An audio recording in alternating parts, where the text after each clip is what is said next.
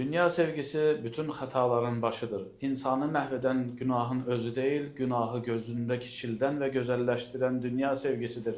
Allah-u Teala Hadid suresinde buyurur, dünya hayatı yalnız bir oyun ve aldatıcı bezektir. Peygamberimiz sallallahu aleyhi ve sellem buyurur ki, dünya şirin ve aldatıcıdır. Kalp ya Allah'la dolur ya da boş kalır. Boş kalan kalp ise sahipsiz kalmaz. Kim Rahman'ın zikrinden yüz çevirerse ona şeytana musallat ederek deyir Allah-u Teala. Bu tesadüf değil ki zikir azalırsa korunma kalkar. Korunma kalkarsa vesvese gelir. Vesvesenin olduğu yerde ise cin şeytan gelir. İbn-i Qayyim Rahimahullah deyir ki, harap kalp şeytanın evidir.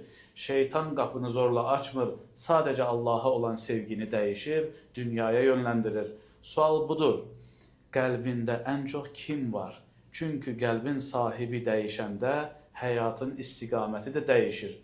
Odur ki kalbinizi Allah'ın nuru ve sevgisiyle doldurun. Çünkü kalpler yalnız Allah'ın zikri ile ferahlık tapar.